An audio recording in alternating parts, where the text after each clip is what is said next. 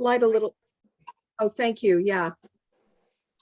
I'm going to light a little bit of sage here. Would you like to introduce yourself to us, Rachel? Yeah, I'll do that.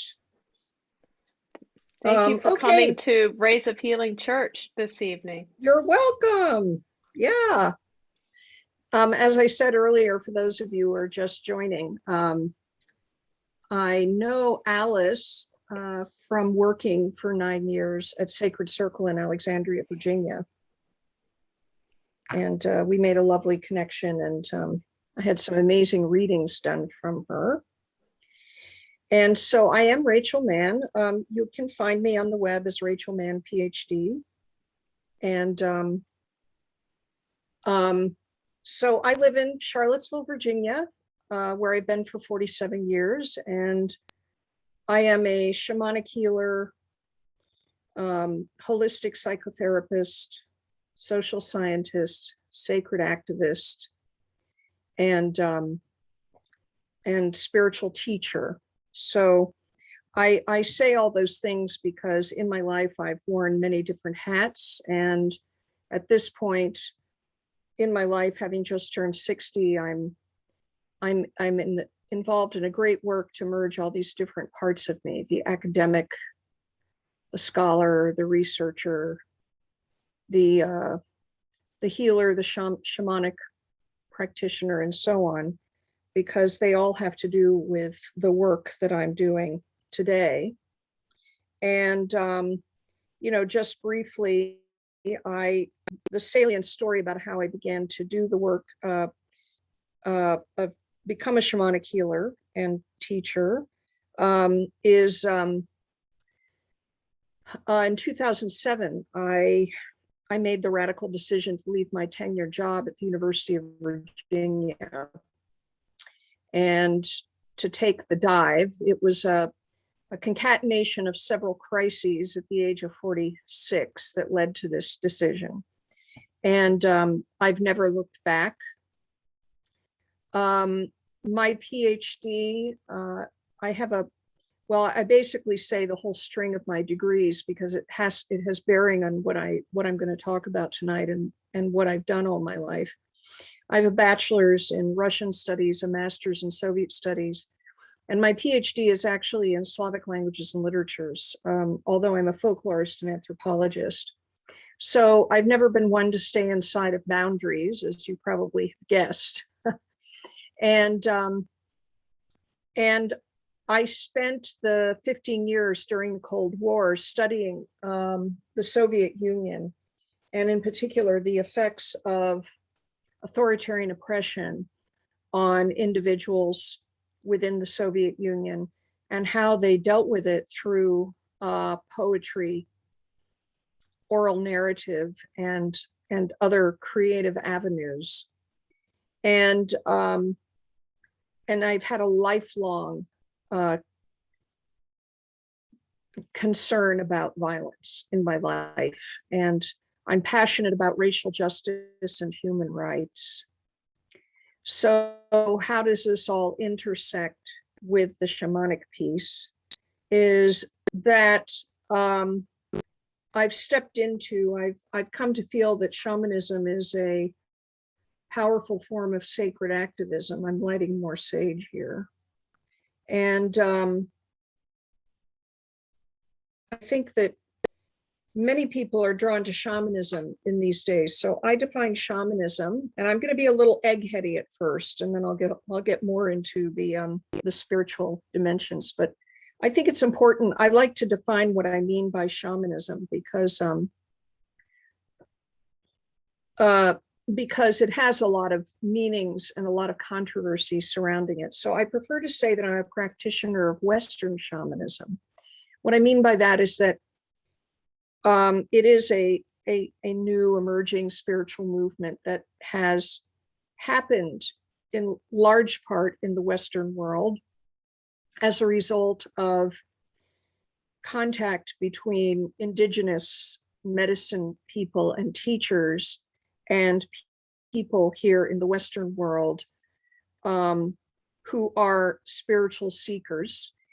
And indeed, my first exposure to Native American spirituality was when I met my Cherokee teacher, the Venerable Dahani Oahu, in the early 90s. And she currently still lives in Vermont.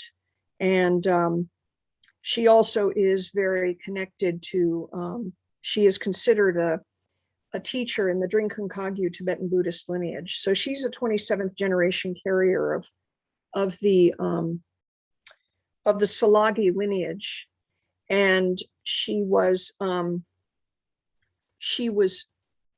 known, her grandparents, who were her teachers, I'm going to let a couple people in, Wendy. I saw that they were sitting in the waiting room. So they knew before she was born that she was going to be carrying the sacred teachings that had been bundled in secrecy throughout the time of troubles, which of course went on for 500 years. And when, you know, Native Americans were not allowed to practice their religions and were persecuted for doing so. And that she was going to be bringing these wisdom teachings out to others. And then I ended up meeting a shamanic healer and working with her to heal my own trauma from growing up with a very narcissistic, very mentally ill mother, and who was mentally, emotionally, physically, sexually, and actually spiritually abusive. She actually was interested in Eastern religions and philosophy from the time I was a young child. So I was exposed to her when I was 10 or 11 to Buddhism, and had called myself a Buddhist from the time I was about 10, because it was the only religion that I knew of that spoke about past lives. And I knew as a child that I had lived other lives. So all of these different streams came together: my healing from my own trauma, my concern about violence, which was manifested in what I studied in terms of the Cold War, as well as then when I got into my academic career, I did a lot of research and curriculum and program development in interdisciplinary perspectives on violence and trauma. So, so that's really the story of who I am. And it's good for me to give this short bio of myself, because it also introduces why I want to talk about how the shamanic path is a form of sacred activism. And that as we heal our hearts, we also are stepping up to heal the heart of the world. And how shamanic practice is a form of sacred activism that also is going to help end transgenerational cycles of violence that have been going on for millennia. So I'm just going to hit the pause button right there and ask if people could raise their hand or click that. If you go to reactions in the ribbon at the bottom, and you can click your thumbs up if you have worked at my talk a year ago. I just would be curious to see. Anybody here heard me talk a year ago? Okay, great. That way I'll know that I'm not going to be repeating myself. Okay. So yeah, and I want to hit the pause button in part because I also would like to hear from you as to what interests you, why you came this evening, and what you brought into the circle, because I want this to be not just a sort of talk with a very, you know, where you're getting information, getting knowledge, but I also want it to be, if it can be, a little bit healing or transformational, because I want you to experience the energetic frequency that can be created through shamanic ceremony that not only heals your heart, but the heart of the world. So the first thing I'm going to do actually is I'm just going to say some prayers for the sixth direction. And all you need to do is just take a deep breath, 3 deep breaths in through the nose and out through the mouth. And I want you to breathe in all the generous love light that Mother Earth, all the great beings of light, the grandmothers and grandfathers, spirits of the directions, creator, creatrix, spirit within, through, and all things, all of that great generosity of love, of spirit, of light, of magic, and breathe that in 3 times. And breathing out through the mouth, breathing out love, light. And knowing that as you intentionally breathe love, light in, and then you breathe love, light out, that you are honoring the truth that even just by breathing, you are in sacred reciprocity and in service to all beings.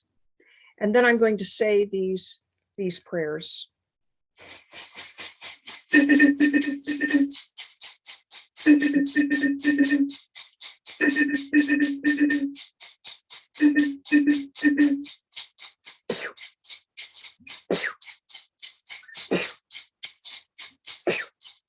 Oh, beloved, grandmothers and grandfathers, spirits of the east, south, west, and north. Oh, precious ones, blessed ones, angelic beings of light. Oh, beautiful ones of the east pathway. Beautiful, illuminated, puma, and eagle spirit. Oh, how much we love you. Thank you. Gracias. Thank you. Munai, munai, orpi chai, for all the ways in which you hold and help, teach, and nourish us. Humpwe, humpwe, humpwe, which in Quechua means come in, come in, come in. Precious ones, blessed ones. Oh, pour your unconditional love into us, into this medicine space. Take us to the top of the great mountains where we can fly above them and hear their songs of love as we step into transcendent presence, standing in our sovereignty as co-creators with and in spirit, dreaming a new life and a new earth into being as spirit shakers. Aho, aho, wado. And oh, beautiful ones of the south pathway. Oh, sweet serpent and gentle dear spirits. Oh, blessed ones, precious ones, how much we love you. Thank you. Gracias. Thank you. Orti chai munai munai. Humpwe, humpwe, humpwe. Oh, how much we love you. Thank you. Gracias. Thank you for all the ways in which you hold and help, teach, heal, and nourish us. We call upon you to pour your abundance into us, into this medicine space. Oh, precious ones, blessed ones, teach us how to walk in awakened consciousness in our lives, walking gently on the earth, planting good seeds of service, that we may then harvest their abundant fruits and give back generously in sacred reciprocity, manifesting our mission and purpose in action as earth dancers. Aho, aho, wado. And oh, precious ones, blessed ones of the west pathway. Oh, beautiful, powerful condor, crow, and jaguar spirits. Humpwe, humpwe, humpwe. Oh, blessed ones, how much we love you. Thank you. Gracias. Thank you for all the ways in which you hold and help, teach, nourish, guide, support us. We call upon you to pour your peace into us, into this medicine space. Oh, beautiful ones, powerful ones. Lead us with eyes wide open, fearlessly into the darkness and even into the land of death, that there we may find the grief of the ancestors that we carry, where we may find the deepest wounds ready to be transmuted into gifts of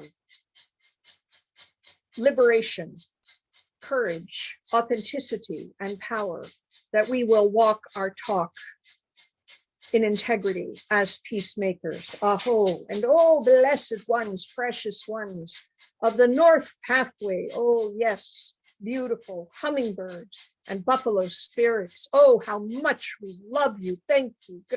Gracias. Thank you. Humpway, Humpway, Humpway. Oh, precious ones, beautiful ones, guide us to the great table of the soul, that we may sit in council with the wise elders and the great cosmic gardeners of light, that we may then come to know as a wise one the greater mission and purpose of our lives, that we may then harness the highest destiny for ourselves and all beings as wisdom keepers. Aho, and now to the earth.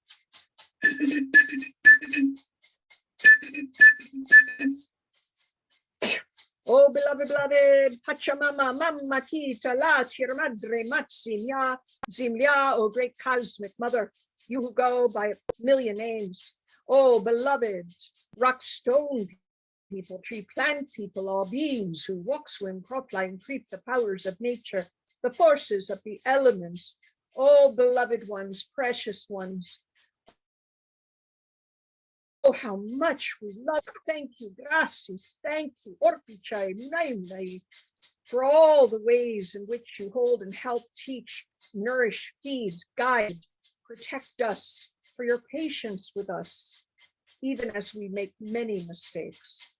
We welcome you, call upon you to dance with us in this medicine space. Let us dance the dance of sacred reciprocity, exchanging the burdens we each carry, and together transmuting them into gifts of light, love, wholeness, compassion, harmony, and balance for all beings. Aho, and now to the sky.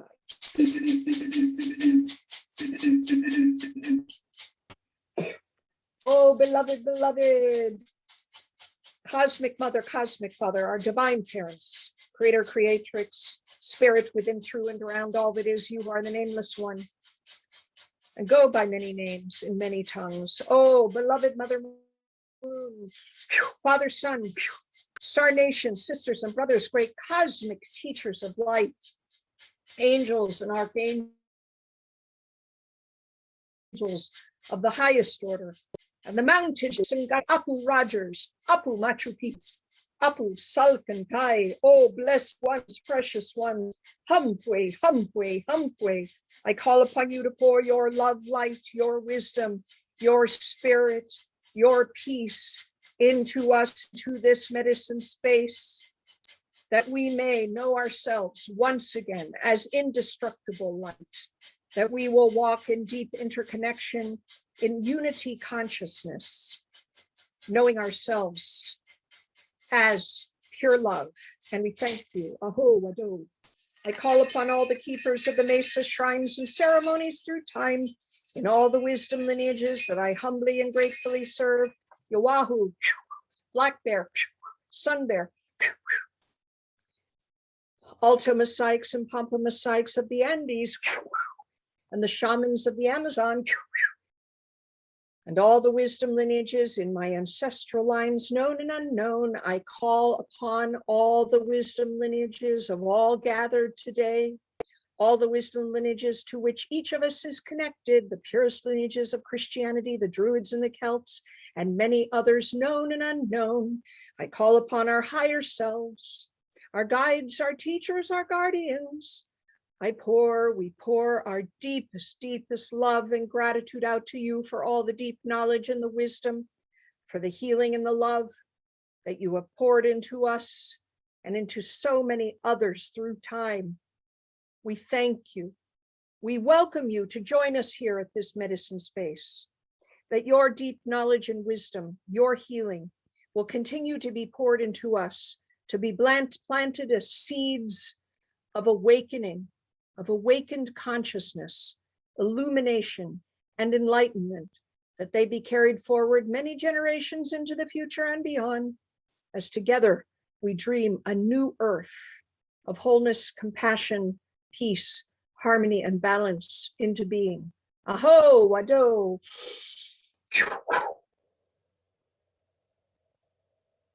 And just breathing in again 3 times, just breathing in all this deep and powerful love light, all the abundance, the unconditional love, the peace, and the wisdom here present.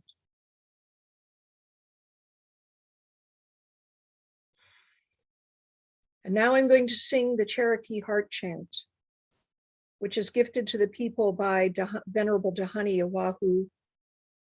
And what I want you to do is to visualize the sound, the vowel ah upon your heart.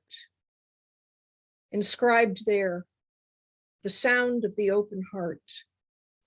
And if you wish to, you can follow along with me as best you can. The first stanza is just the sound ah.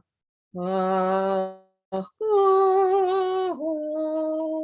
I'll try to start lower so that the guys here don't have trouble pacing with me. Ah, ah, ah, ah, ah, ah, ah. That's the first stanza.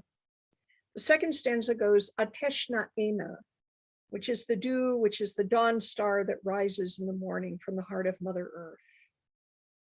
Ani Gogo Ne, which is, it is all good for the people. We are grateful. Teshna Aha, so it goes Ateshna He Naha, Ateshna He Naha, Ani Gogo Ne, Ani Gogo Ne, Teshna Ha. So that's just a little intro. So you can hold your hands out if you wish, or just be relaxed, visualizing that beautiful ah inscribed upon your heart. Oh, oh,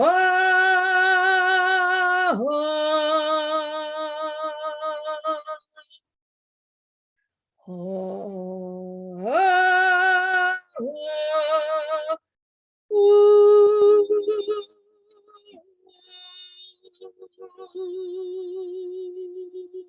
one more time. Oh, oh,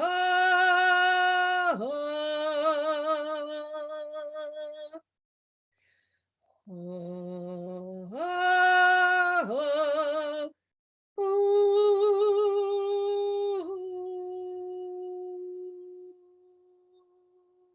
now Ateshna Ena.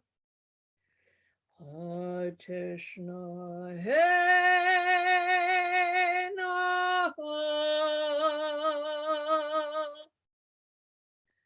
Ateshna He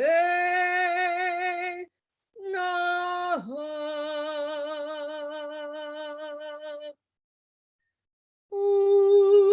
Uni Gogo Ne. Ani Go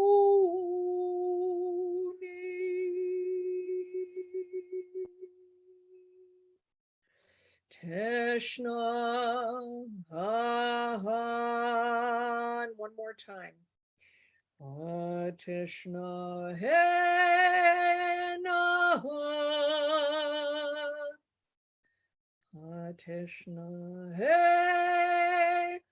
Naha. Uni Go Ne. Ani Go Ne. Teshna Ha Ha.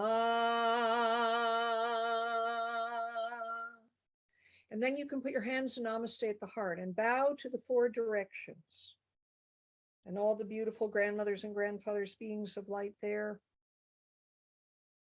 The animal allies, bow to Mother Earth and all our relations. Bow to the sky above and the great beings of light above. And then bow in your heart and mind to all of us here gathered, to the soul and spirit in human form.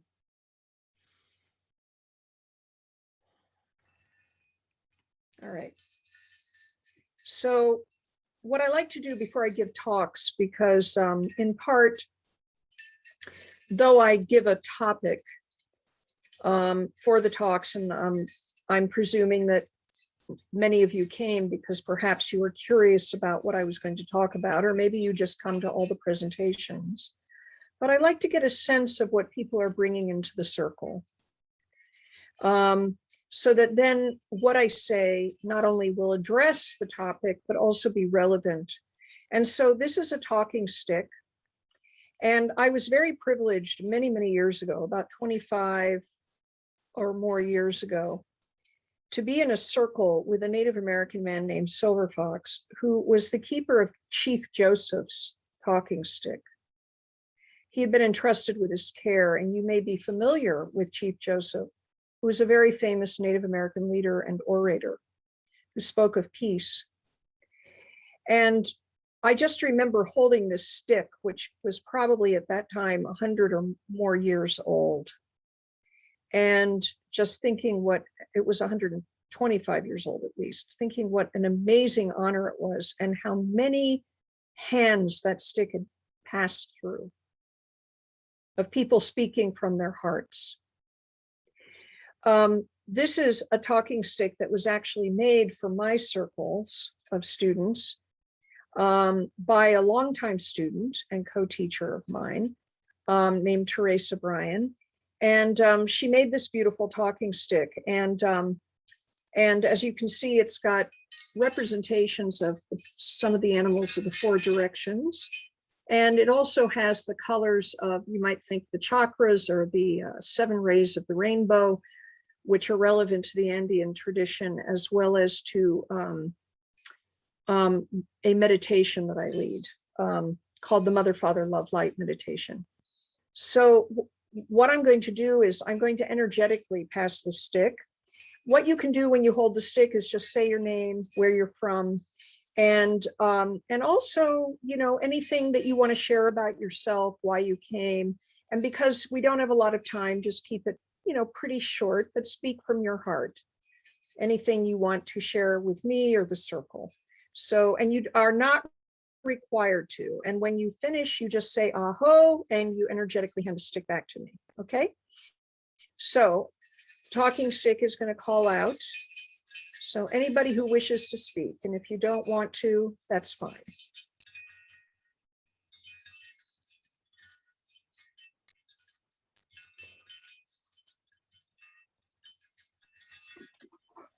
This is Kathy. I'll speak for just a very short time. Okay. I want to thank you for being here. It's healing. It's very healing. My mother died like about 2 years ago, and I just like all my power went away after she died. So I'm just trying to get my bearings. Thank you. I'll just pass now. Okay. Aho.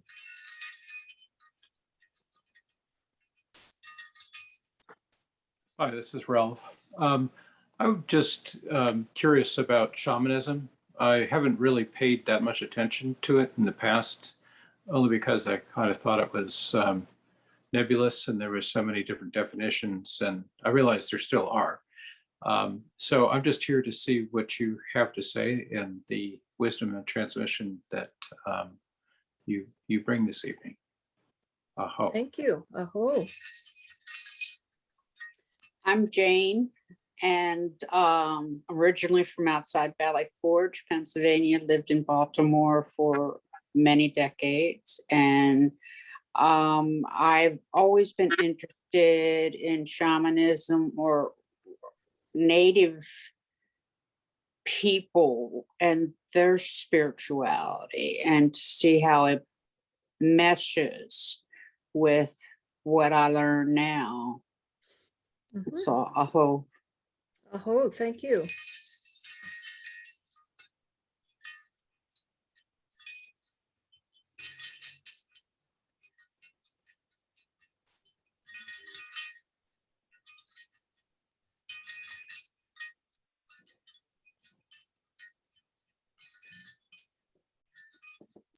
Yes, Patricia. I just want to thank you for having and letting me come to this session. And it's I've always been interested in shamanism. I know a little bit about it, not much. I'm definitely a newbie. And thank you. Aho. Aho.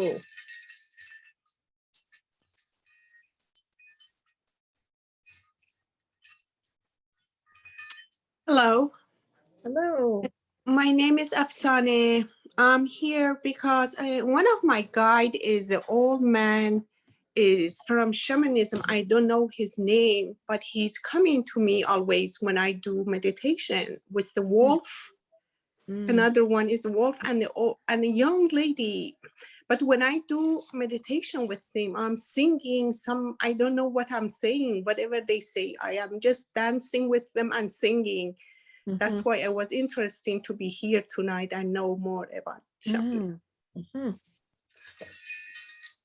Aho. Yeah, ahoo.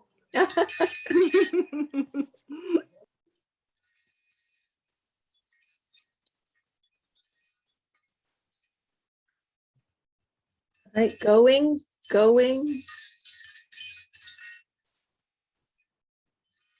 Okay. Oh, I'd like to really quick. Debbie. Yeah. I am since about 45. I'm diagnosed with an autoimmune condition and also lost my mom, and have been really interested in learning different types of healing. It's funny because I've been very drawn to shamanism, ironically, with really no reason why. But also during a lot of meditations, I feel like, I don't know, a strong like affinity to it. So I'm really grateful for this. Thank you. Aho. Aho. Aho just means it is good.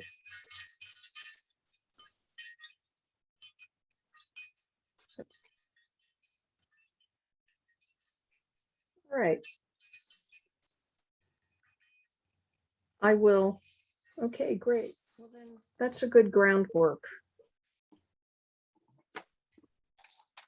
So let me start with explaining the second prayer that I said, which was when I called upon all the keepers of the mesas, shrines, and ceremonies through time and all the wisdom lineages that I serve. So, and this really addresses a core issue that comes up with shamanism. So what I want to do is just lower my camera for a minute so that you can see, this is my mesa, which is a medicine bundle. The mesa is actually a tradition that comes from the Andes in Peru and Ecuador, a little bit in Brazil, Bolivia, and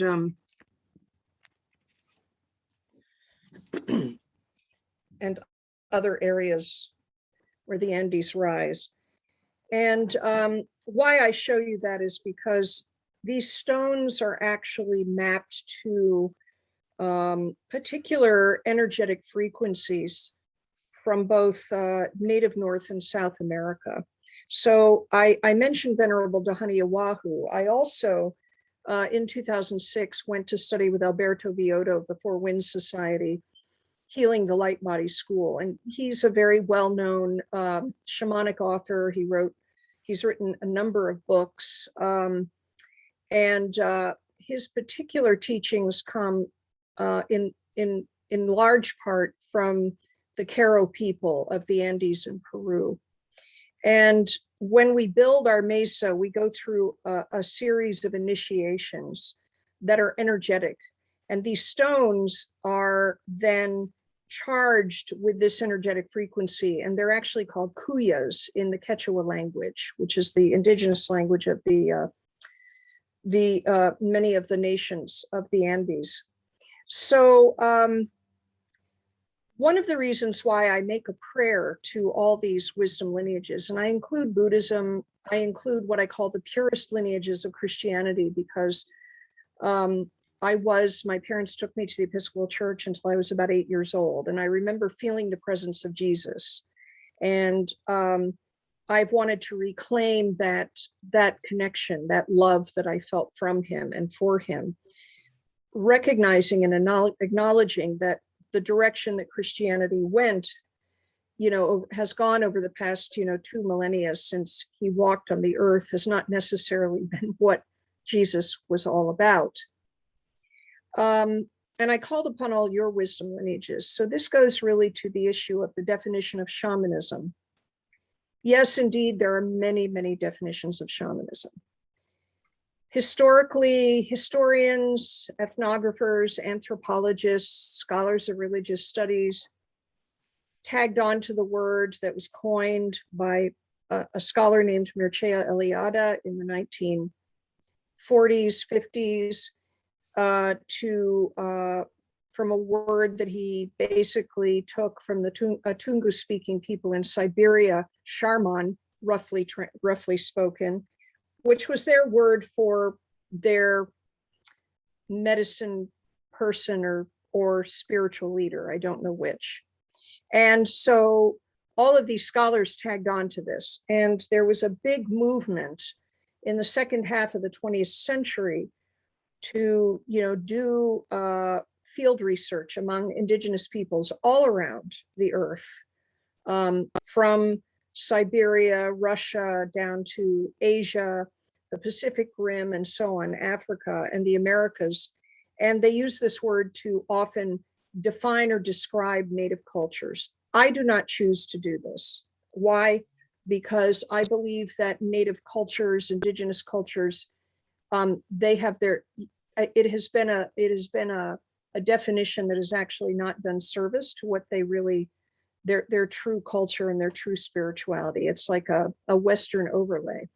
Why I talk about Western shamanism is because I want to say that what I do speaks specifically to something that is understood in the Western world. So when somebody comes to me for a shamanic healing, right, they know they're coming for something that is different than, say, Reiki, although it is energy healing that has to do with the earth and with animals.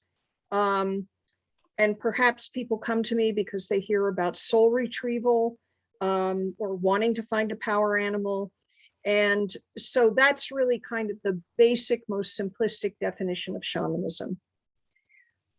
What I feel about my spirituality, and I'm going to speak specifically of it as my spirituality, not that I own it, but just, in the way of a Native American, I might say, I can only speak of my understanding of God.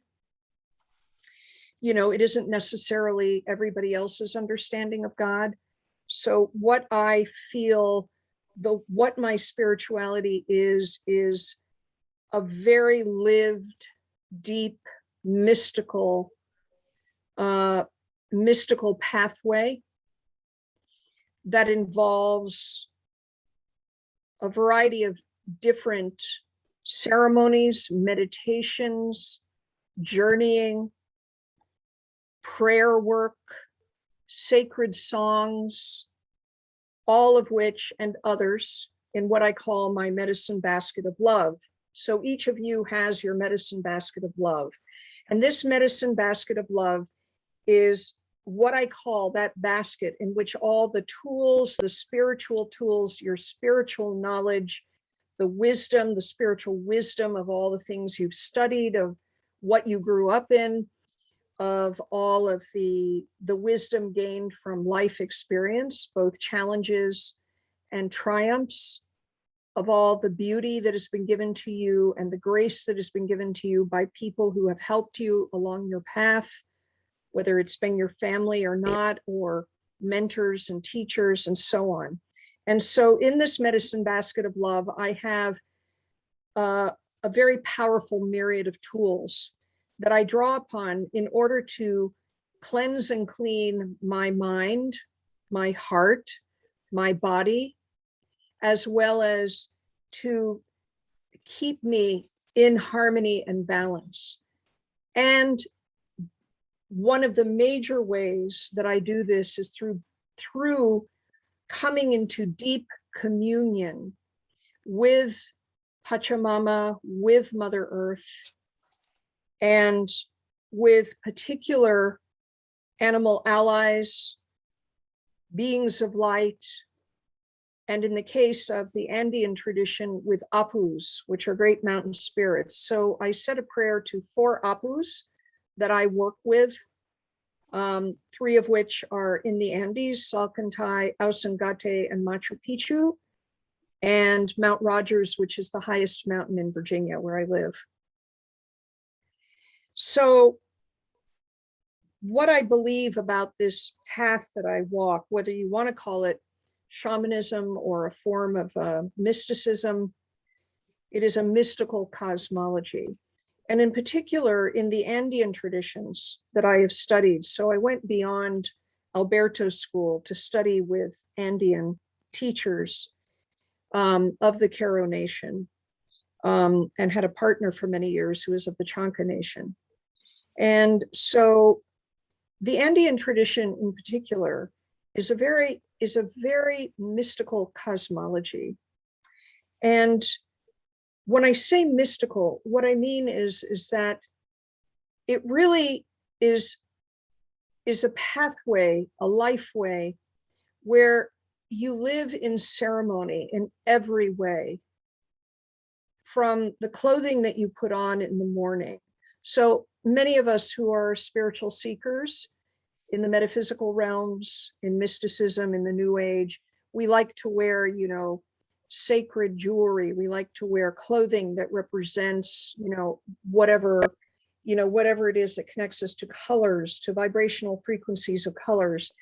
And in that same way, it is the same among Native American traditions.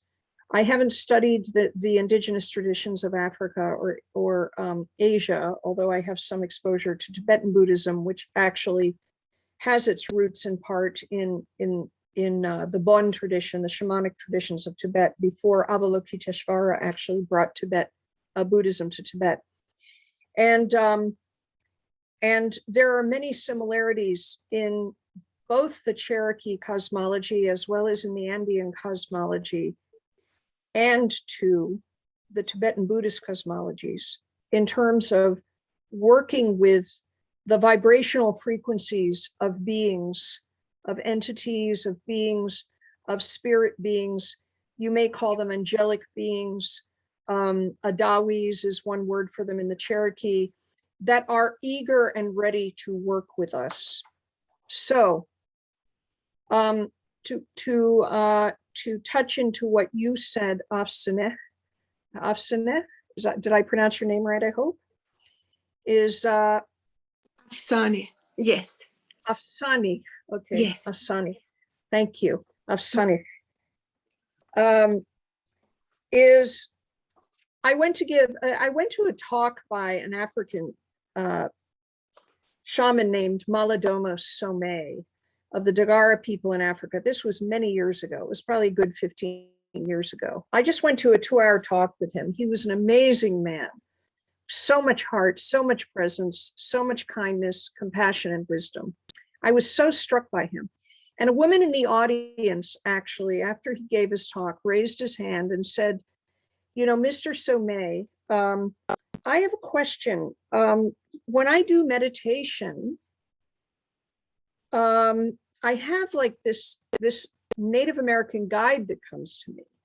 And I don't know of having any Native American ancestry, and I don't really understand why I would be seeing a Native American. Well, the Dagara people, apparently, according to Malidoma, have a very robust spirituality where they stay in deep communion and communication with their ancestors, with their ancestral spirits.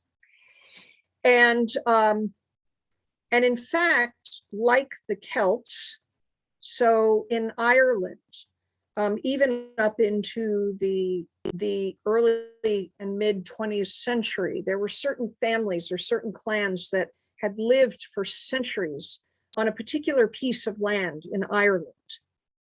And it was their task to actually remain in communion with the ancestral spirits of the land, as well as to maintain the sacred springs and the sacred holes that went down into the body of Mother Earth. But of course, what happened with modernization and industrialization and famine and plague is that, as well as genocide, is that indigenous peoples all over the world, as well as European peoples who continued to keep at least some modicum of their pre-Christian forebears practices, got scattered to the four winds. And so the people were no longer, and in many cases still are no longer, serving the ancestral spirits as well as the angelic beings that are particularly connected to their particular tribe or nation, clan or family. And so Malidoma said the same thing has happened, of course, in Africa as a result of Europeanization and Christianization. And he said, so they're all feeling very lonely. And what he said is that at this point, it's like a global marketplace in the spiritual realms. And anyone of good heart who raises their hand, they're going to come to work with. Now, of course, another connection might be, and it's very likely, because all of us are likely to have lived many lifetimes in many, many cultures, many religions, many times of history, and even in lifetimes in other planets, other dimensions, right? Where there are also wisdom traditions that may or may not have come to the earth. And so I'm not surprised that you're actually getting visited by somebody who seems to be a shamanic kind of guide, who comes with an animal ally. And so I think that shamanism itself has been, in a way, commodified, and it's also been boiled down by the mainstream due to many factors, including prejudice, because one thing to remember is that when Europeans came here, of course, there were many hundreds of thousands, millions of Europeans and their descendants, Europeans who came here and their descendants who came and wiped out the peoples, and very consciously, even bringing diseased blankets, giving diseased blankets to the tribes, say, in North America. But it's important to remember that for whatever reason came here, personal reasons, right? They were leaving behind poverty, famine. They were escaping violence, religious persecution, and they came here. And there were also, in the course of decades and hundreds of years, both violent and friendly interactions between Europeans, their descendants, and the native peoples. Now, obviously, according to David Stannard, who wrote a seminal book in the history of contact in the Americas, he actually, after doing extensive, deep research in archives and in the oral histories of, the spoken histories and the written histories of Native peoples, of Native Americans, estimates that portrayals of this continent being empty, which in fact a Republican politician, actually, I read just a couple of months ago, actually said something to the effect of, well, why do we need to be worried about Native Americans? Because when we came, they were, there weren't many of them anyway. It's still in the mind. It's still taught in the schools, right? But Stannard basically estimates there could have been as many as 100 million plus human beings living in the Americas, even more. 500 million. And that the extent of the genocide was very, very extensive, very deep, that in the first 50 years of contact, 75% of all Native Americans had been wiped out. So think of that. So when we think of how shamanism has been portrayed, we also have to think about the intense prejudice against Native Americans that the Europeans brought with them, with their idea that they were the top of the pinnacle of civilization. And so in terms of whatever you want to call it, Native American spirituality, Western shamanism, and whether you want to, whatever you want to call it, there's a lot of misinformation, misunderstanding, misinterpretation, and misappropriation. So this goes back to why I pray to the lineages, because I've been given permission by all of my teachers to teach what I teach. I've been given permission by native teachers to share the ceremonies, the myths, and the sacred songs. And because so much has been lost in terms of what we would call the indigenous traditions of Europe, and what has been lost in terms of all pre-Christian indigenous traditions around the world in the past 500 years, that means that shamanism in its own way is, as I said, a hybrid. It's piecing together parts and pieces. There are native peoples, native groups, tribes, natives, that choose to work their spirituality, and there's some that actually reject the term. So shamanic, so energy medicine. So let me get on to, and let me pause here and see if anybody has any questions or anything you'd like to say.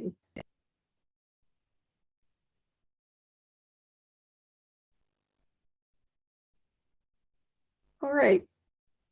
So let me talk about healing our hearts and healing the heart of the world.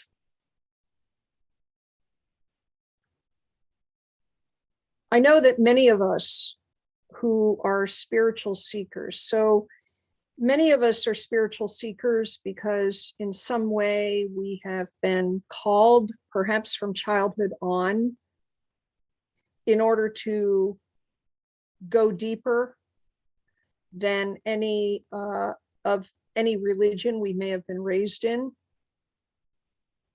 Or perhaps even if we were raised in a very, very deep spiritual tradition, in our family, in our society, somehow perhaps we were called to we were interested in studying other religions, and we were called to step outside those boundaries, those traditional boundaries, and to explore on a wider level. Perhaps you have had maybe as early as childhood, maybe more recently, you've had some what I would call mystical visionary experiences, or experiences of guides, teachers, angels, whatever you want to call them, visiting you from the other side. And that's set you off on a journey in order to understand it, in order to integrate it. You've had an experience of an expansion of consciousness where you experienced what we would call oneness or unity, or you've experienced the presence of Jesus or Kuan Yin, or just a feeling of expansive love. Some of us come into spirituality, into a spiritual search, because we have had perhaps a very rough life where there has been a lot of trauma. And in our search for healing, as we have gone deeper in that healing and bringing ourselves back into balance and harmony, finding peace within ourselves, it has become a spiritual search, because ultimately all healing ends up becoming a spiritual search, because ultimately all healing actually expands out and connects us with the soul that we are. And that soul is our greater self, our higher self, that chose to incarnate in this body, in this time, in this place, in this family. And so those are the many pathways that people come to this, and some are just born into it. I was always very struck by Yogananda's story that, he remembers in the womb, existing in his mother's womb, between knowing that he was spirit, coming from spirit, and that he was also becoming physicalized, incarnated. And then after he was born, he retained that awareness of unity consciousness throughout his life. And so I was always struck by that. It's like one of those things that perhaps all of us long for, is that sense of being able to remain connected to that oneness, to that love, right? To that transcendent consciousness where we are, even while we experience life in the physical body, we are at the same time still liberated and free, so that we exist here. And while we may experience pain, we don't suffer. So the spiritual path, and many of us who would call ourselves shamanic practitioners are also those of us, and you are probably very similar to this, who love the earth, who perhaps have always found a source of sustenance, succor, healing in nature, who have felt a strong connection and love of animals, of birds. You may even notice synchronicity in terms of the appearance of certain birds and animals, snakes, and so on in your life that seem to harmonize with or bring messages to your life. So the shamanic path is an earth-inspired,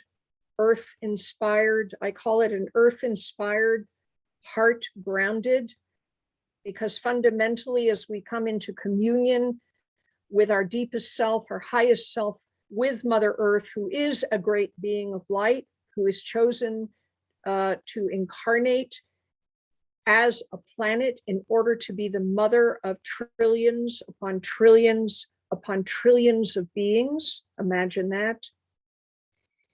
And as we, so it is also a heart-grounded practice, meaning that, like the Cherokee heart chant, we are ever and always seeking to cleanse and clean, to heal the heart and have the heart and mind, the mind, heart, body, the soul, heart, mind, and body be in harmony with one another, so that we dance in the middle of the medicine wheel, which is the 4 directions that I prayed to, and the earth and the sky, the vertical direction. And in the Andean tradition, the 4 directions are like the Pacha, that is the creation. And so Pachamama is the earth, which is the physical manifestation of Pacha, the creation.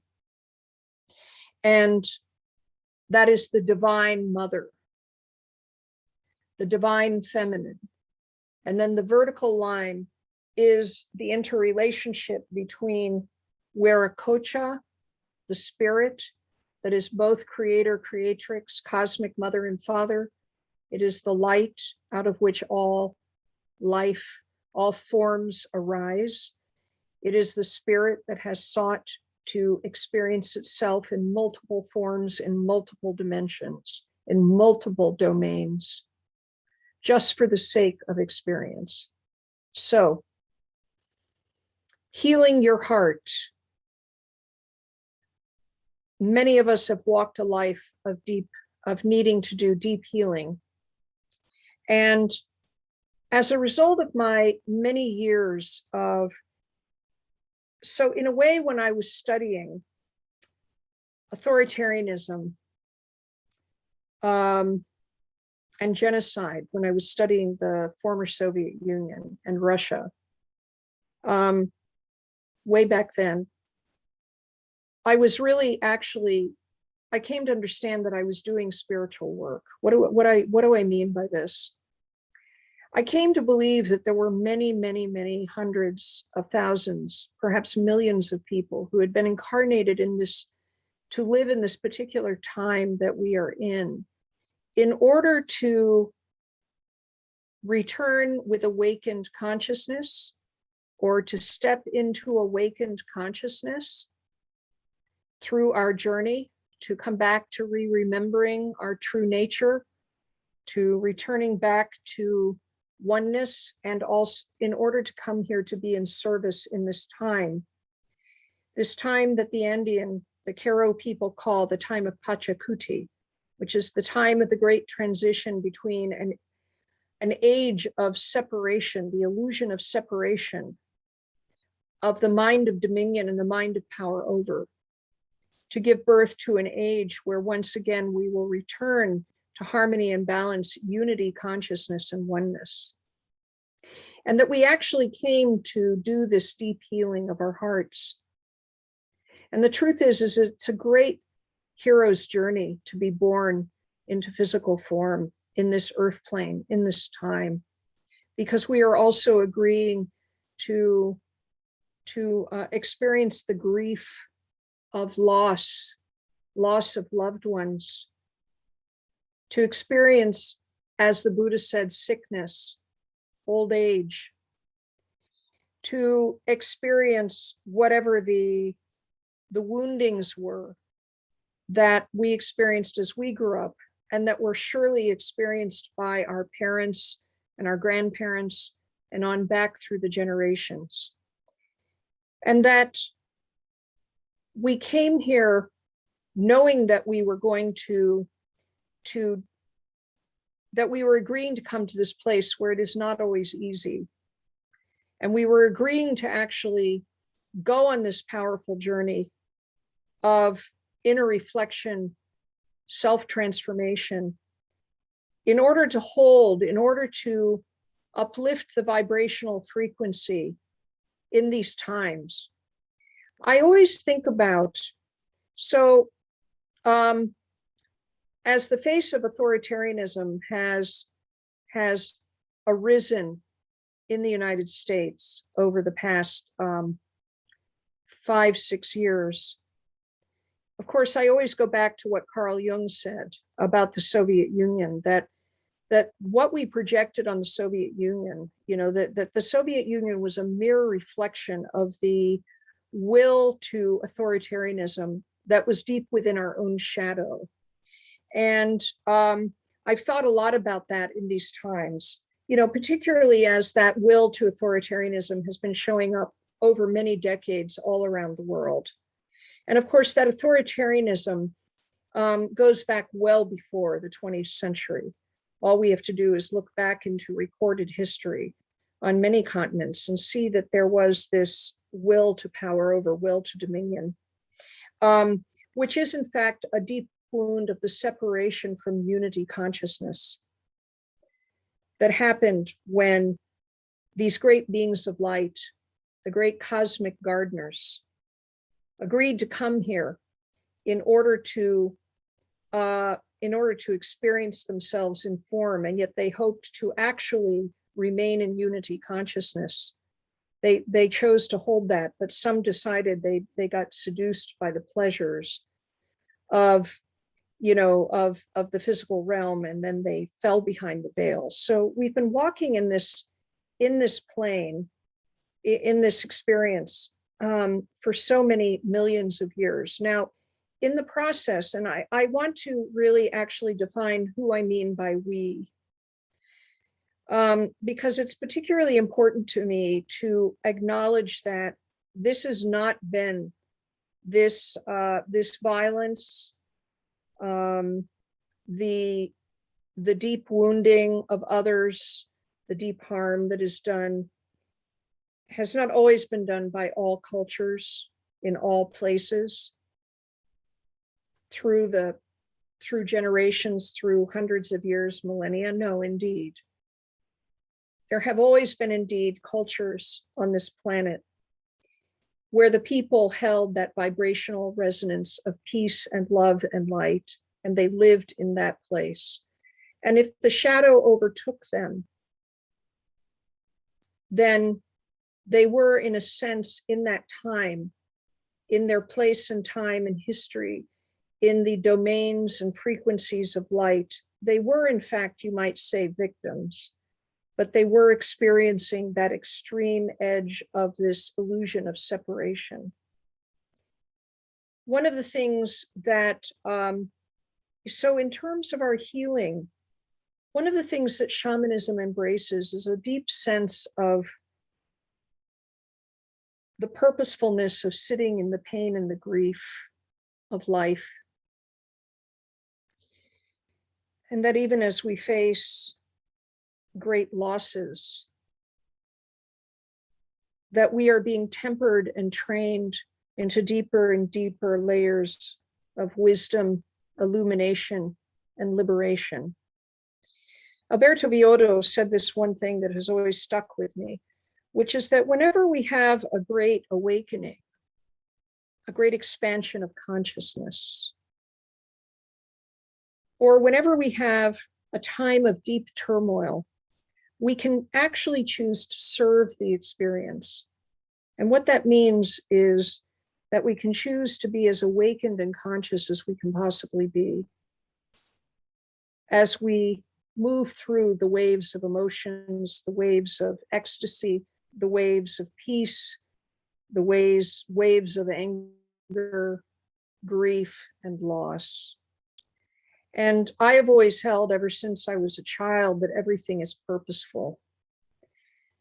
And despite all of the suffering on the planet, and despite even the many losses in my life, the loss of my father in 2016 was a very deep loss for me. Although, in a way, it was beautiful because my father gave me so much before he died at the age of 88. He was the only member of my family at that time who said, "What you do is very powerful, and I believe in what you do." And so the passage through that darkness, after I lost him in the body, has been very tough. And I say has been because I don't really feel like I've completely finished the grieving. So shamanic practice keeps us anchored into communion with all the many levels and dimensions. And then it also gives us the way to transmute the heaviness, the burdens, the pain of life. It also gives us powerful tools as we do that to transmute the pain, the heaviness that we see arising in the world around us. And that we can, as we do our spiritual practices, whatever they are, whatever practice you have, that we can in that way keep our vibrational frequency also high, because there is also a vibrational frequency of peace that we can plug into. And if more and more of us connect into, on a more consistent basis, that vibrational peace, that vibrational resonance of love and light, then we are actually creating a great and powerful wave that is going to heal this planet, heal humanity, so that 7 generations into the future and beyond, there is going to be a new earth of wholeness and light. And I hold that hope out. And every practice I do is always held in that prayer for the whole. So I'm going to say Aho Wado here, and I'm going to ask if you have any questions, and then I'll lead you in a very short healing ceremony. Or any comments you want to make, anything you want to share. I'm just, I feel so deeply connected to everything that you've spoken. And I'm just really grateful to have been able to be here and hear this. And it's resonates. It's like D, all of the above in so many fashions. Thank you. Nice.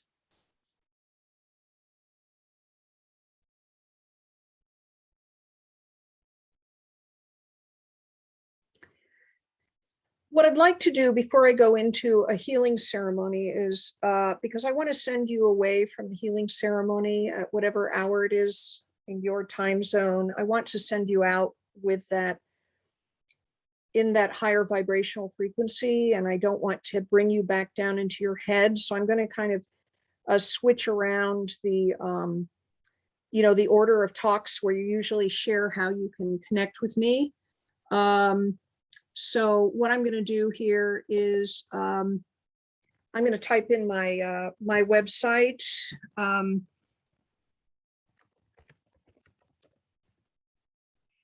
You can also email me at Rachel Mann, PhD @gmail.com. And I'd love to hear from you if you have any feedback you want to give. I do offer shamanic energy healing sessions, and I have a 3-month mentoring program where I work with I work with people who are either feeling like they're in another round of doing some trauma healing, wound healing, and perhaps they've already done a great deal, and they feel like they want to go into something that may have a deeper sort of punch. And one of the reasons why I'm a shamanic healer is because I feel that in terms of my journey of healing, it was perhaps the most impactful in terms of turning the tide, in finding this place, as I say now, to come home to, a peace within myself. I also work with people in the 3-month mentoring program who are in a transition in their lives, and they know they want to be of service, or they want to shift their service in some way to others, to the world. And yet they're feeling blocked by confusion and self-doubt, or they just want to catalyze some kind of shift. I work with ministers who are Christian ministers who have been expanding outside of the boundaries of practice as it's within Christianity in terms of ministering to their flocks. So I use the 3-month mentoring program for that kind of work. And I'm also starting the first masterclass of the Awakened Heart Mesa tradition, which is the Mesa tradition that I teach, that holds these wisdom teachings from these lineages that you heard me pray to, and where you create your own Mesa and you get initiated into the deep mystical pathway, earth-inspired, heart-grounded pathway that I carry on behalf of the lineages. So if you're interested in any of that, just let me know. So is everybody ready to go into a bit of a healing process? Yeah. Okay. So what I want you to do again is to breathe through close your eyes, and I want you to once again breathe through the nose, all the love, light, and healing energy that's here, breathing it in.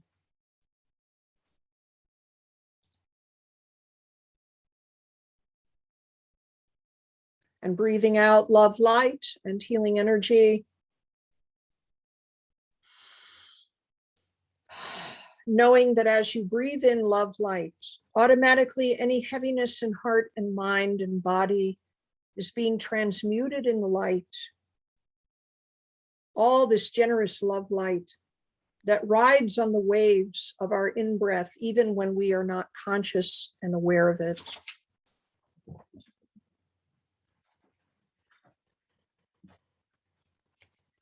And now I want you to visualize yourself inside a clear quartz crystal.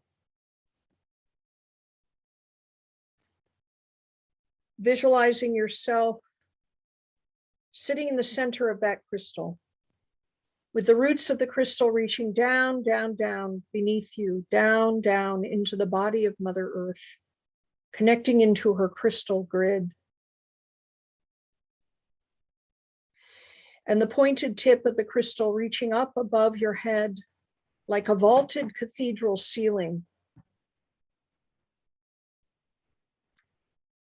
And the windows of the crystal expanding out around you. And the crystal is filled with light. And light pours in and light pours out. Knowing that the crystal goddess, this crystal being, is ever and always in service of transmuting all into light. And once again, breathing in deeply, deeply, in through the nose, out through the mouth, breathing in all this pure white crystalline light.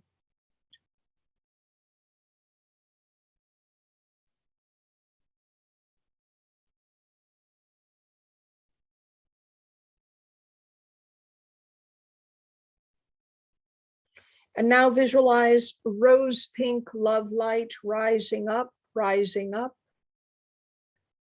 through the roots of that crystal from the heart of Mother Earth. Mother love light, rose pink, and rising up a cord of light that goes from her crystal heart to your first chakra. And that rose pink mother love light is filling up the first of 4 temples. The first temple is an orb of light that surrounds the root and the second chakras.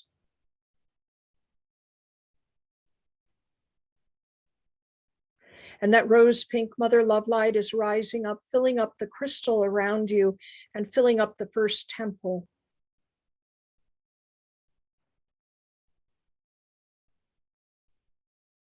And then connect with the star goddess of the red ray of the Pleiades constellation. And imagining a pathway of light reaching up into the sky to the star goddess of the red ray. And breathing in deeply 3 times, breathing in that red ray, breathing it in, into the first temple. Hampwe, hampwe, alin kausai, hampwe, hampwe. Calling upon the name of the star goddess of the red ray. Breathing in life force, energy, vitality. Breathing in beauty, primordial connection to the body and blood of the earth.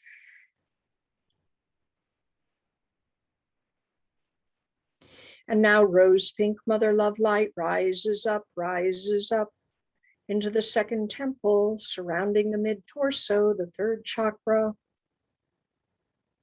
and visualizing a pathway of light reaching up to the star goddess of the yellow ray. Breathing in 3 times deeply, breathing in her light, yellow light, hampwe, hapach kausai, hampwe, hampwe. Breathing in passion and creativity, health and strength. Breathing in expanded awareness, breathing in purpose, mission to serve. And rose pink mother love light dances there with yellow light, hapakausai, life force energy. And now visualize mother love light, rose pink, rising up into the third temple that surrounds the heart and the throat. And visualize a pathway of light from the orb of light that is the third temple.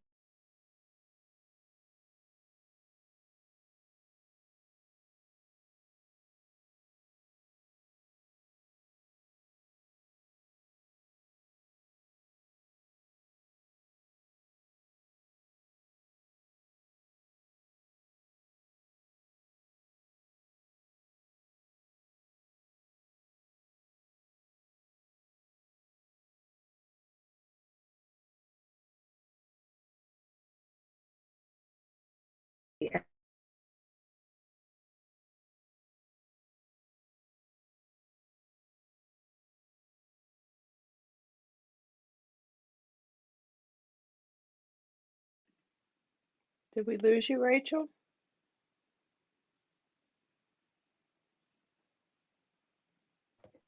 Yes, you lost me for a minute. Where did you lose me? Red ray? Yellow ray? We've done the yellow for sure. Okay. So now breathing in the emerald ray, visualizing yourself in the middle of that crystal. Breathing in 3 times the emerald green ray, hampwe, rikshai kausai, hampwe, hampwe. Breathing in, healing, transformation, transmutation, soothing the heart's grief, healing all harms, hurts to the heart. Breathing expanded heart, expanded wholeness, transcendent awareness.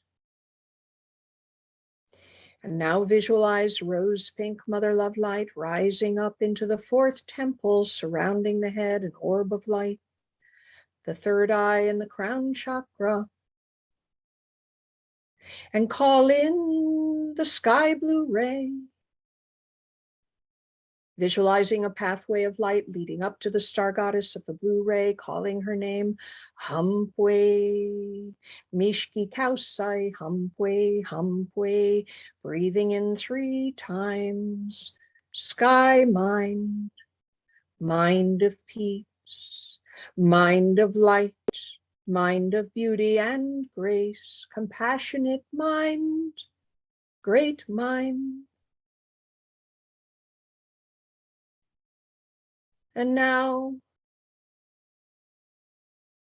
rose pink mother love light dances through all the temples, dancing with the red ray, the yellow ray, the emerald green ray, the blue ray, sky blue ray, dancing within, through, and around the crystal palace, the crystal goddess, the star goddess of light. Dancing, dancing within, through, and around you, now rainbow mother love light, goddess light, dancing within, through, and around you. Healing the wounded masculine, wounded feminine, bringing all into the vibrational frequency of love and light. And now I'll sing a healing chant.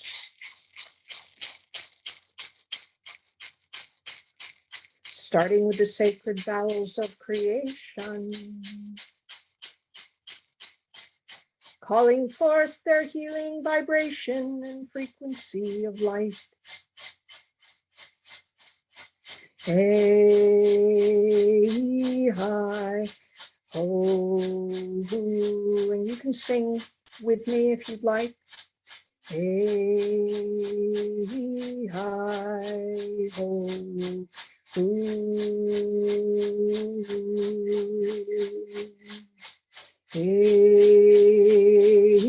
hi, ho, hey, hi, ho.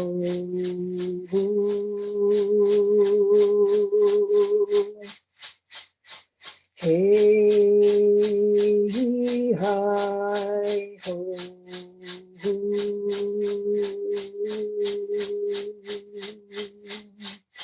hey,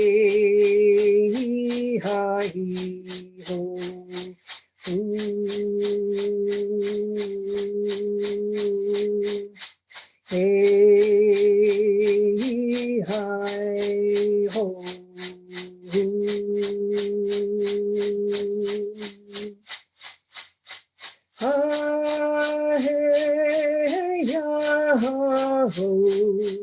Hey, ya, ho. Hey, ya, ho. Hey, ya, ho. Hey, ya, ho. Hey, ya, ho.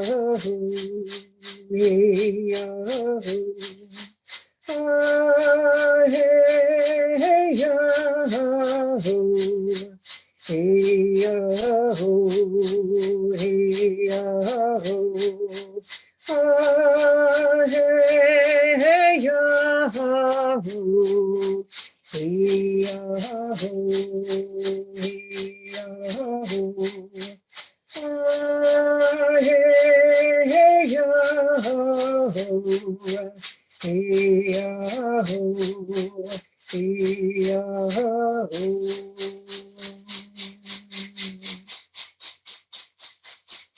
We thank all the spirits of the east, south, west, and north. We thank all the grandmothers and grandfathers, the angelic beings of light, and all the animal allies. Oh, blessed ones, precious ones, how much we love you. Thank you for all the unconditional love, the peace, the wisdom, the abundance, the healing, the illumination you have poured into us. We thank Mother Earth and all our relations. We love you so much, and thank you for dancing in this healing dance, dance of transmutation, dance of liberation and freedom.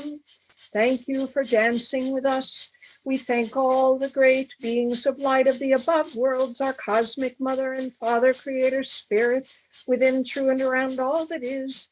And we thank all the great wisdom keepers, earth dancers, spirit shakers, peacemakers, in all the wisdom lineages who have joined us today.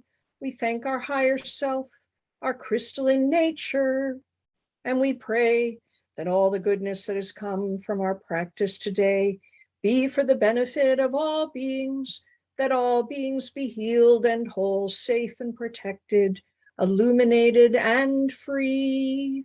Aho wado. Aho wado. All right, I think it is time to end, and I thank you for this beautiful opportunity. I thank Alice and Wendy and Alice's assistant for giving me the opportunity to speak once again to the people of your beautiful church. And I thank you for all the work that you do in service of the light, in service of all beings.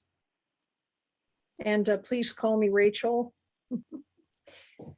And I'll hang out for another 5 minutes or so if anybody does want to ask questions or So connect with me. Yeah.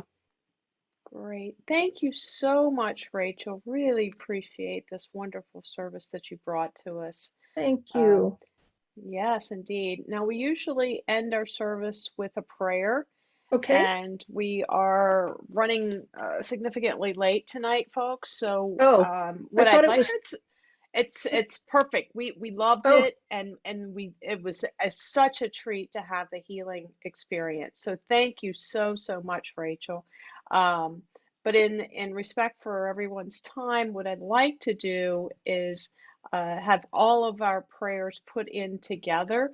And as you know, we pray for everyone in your circle. Yeah. So what I'd like to do, Rachel, do you want to lead the prayer, or shall I? What would you prefer? No, you lead it. I've done plenty.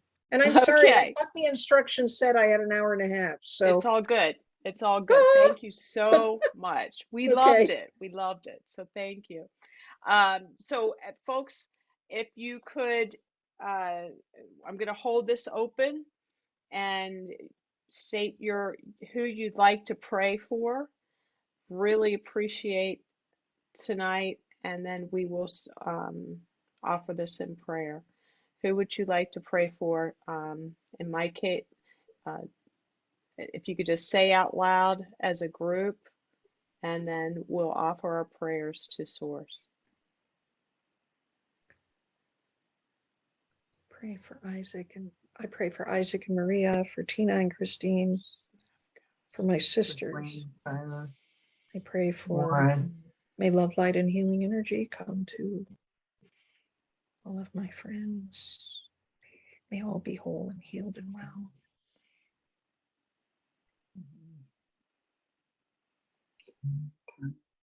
I pray for my brother, my sister, definitely my sister, friends, family, the earth, and civilization.